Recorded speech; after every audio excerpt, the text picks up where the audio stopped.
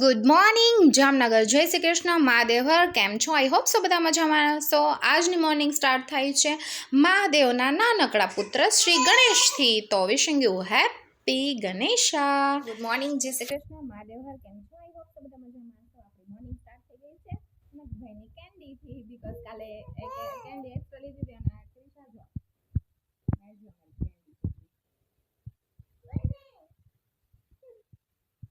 નગભાઈની થઈ ગયા છે કે એક્સ્ટ્રા લીધી હતી ને 2 લીધી હતી. તો અત્યારે થઈ ગઈ બાઈટ ભરી દઉં નાસ્તાઈએ રાજુ કેન્ડી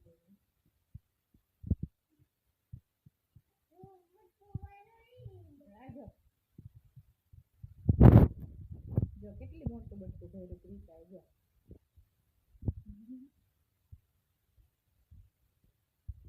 પછી આમાં પાછું બીજું ધીરું ધીરું થઈ ગયું છે.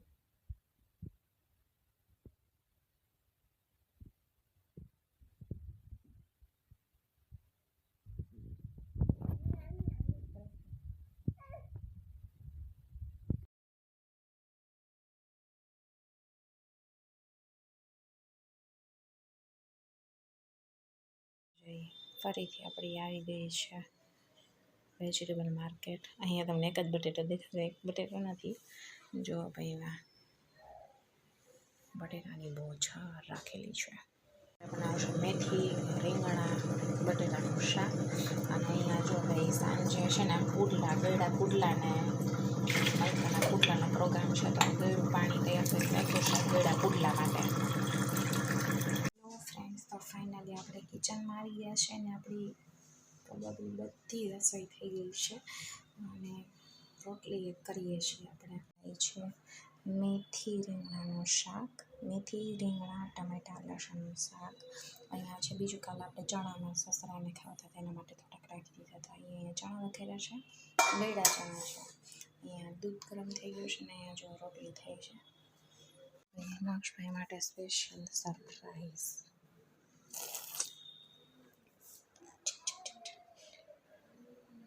ખજૂરના લડ્ડુ વાળવા હતા પણ લડ્ડુ વાળવા માટે ટાઈમ નહોતો મળ્યો, તો મેં કીધું પાથરી દઈ.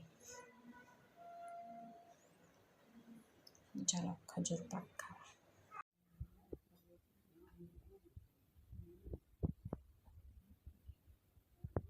આપણી જમવાની થાળી આવી ગઈ છે ને ફૂલમ ફૂલ ભૂખ લાગી છે. તો ચાલો બધાય આજની થાળી તમને બતાવી દઉં અને ચાલો બધાય જમવા માટે. અને લંચ બતાવી દીધો છે. જો છે મેથી રીંગણાનું શાક, આપણે ગાજર લઈ લીધા છે, રાઈસ છે, અહીંયા પૂરણપોળી લઈ લીધી છે જે નક્ષભાઈની ફેવરિટ છે, અને અહીંયા છે આપણી રોટલી. સાદું સિમ્પલ નાનકડું ભોજન. તો ચાલો બધાય જમવા માટે.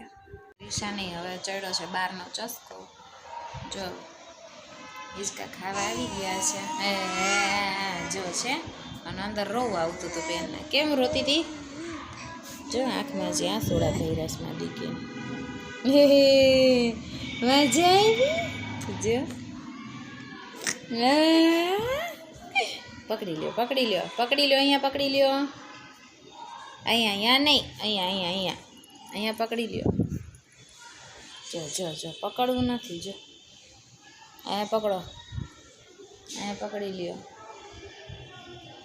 હા એમ સરસ લ્યો. જો પકડી લીધું. જો વળપાત છોટી આવું છે હવે. છોકરા ક્રિશા કીજું.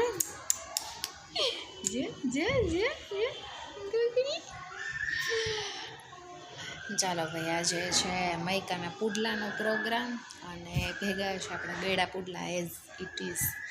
તો મેં સવારે જ મેં તમને બતાવ્યું હતું, તો ગોળમાં પલાળી દીધા છે. મેં લોટ પલાળી દીધો છે. અત્યારે જો મૈકાના પુડલાનું બેટર રેડી કરું છું, પણ આ ક્રિશા મોટેથી રોવા માંડી એટલે આપણે બહાર લઈને આવ્યા પડ્યા મેડમના. એમાં આપણે નાખ્યું છે, હું તમને ઓરલ જ કહી દઉં છું, મેથી છે, પાલક છે, લીલું લસણ છે, પછી લીલો કાંદો છે, પછી થોડુંક હું એમાં ચણાનો લોટ, પછી સૂજી છે, 2 કપ ચણાનો લોટ લ્યો ને તો 1 કપ સૂજીનો લેવાનો, અને છે ને 1 વાટકી ભરીને છે ને દહીં નાખી દેવાના, એટલે જે આપણે ખાતા હોય ને તો કોરા કોરા લાગે ને જે પુડલા, તો કોરા ન લાગે અને સરસ એકદમ પોચા પોચા સરસ રહીએ. તો એ મારું સિક્રેટ છે. તો આવું કાંઈક છે. અને હું થોડાક તલ નાખું છું કે એ બાને પેટમાં તલ, હકીકતમાં છે ને તલ ખાવા જ જોઈએ. બાર માસ તમે ખાઓ તો તલ બહુ જ સારા, કારણ કે જૂની કહેવત છે ને તલ બનાવે મલ, એના જેવું કામ છે. આમ તો આપણને અત્યારના જમાનામાં કોઈને તલ નથી ભાવતા, પણ અત્યારે આવા જો થેપલામાં તલ નાખું છું, પરોઠા બનાવું એમાંય તલ નાખું છું, ભાખરી બનાવું એમાંય તલ નાખું છું, અને આવી રીતે પુડલાને એવું બનાવીને એમાંય તલ નાખું છું. હું ગળ્યા પુડલામાંય તલ નાખું ને ખારા પુડલામાંય તલ નાખું, મને તલ વધારે ગમે. એટલે આવી રીતનું કંઈક મેનુ છે. તો જો ક્રિશાને થોડીક વાર ચસ્કો ચડાવી દીધો છે, હવે આપણે જોઈએ કરવા દે છે કે નહીં. ક્રિશા અંદર જવું છે ને દીકુ? ચાલો ટાટા. હવે અંદર જાય, જવાબ નહીં આપે બેન મારે. જો ને બહારનો ચસ્કો લઈ ગોતતી હવે. બાબા બાબા કીધું, બા બા બા બા બા બા બા.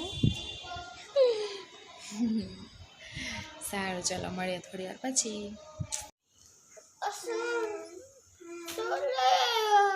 નાવ કુકર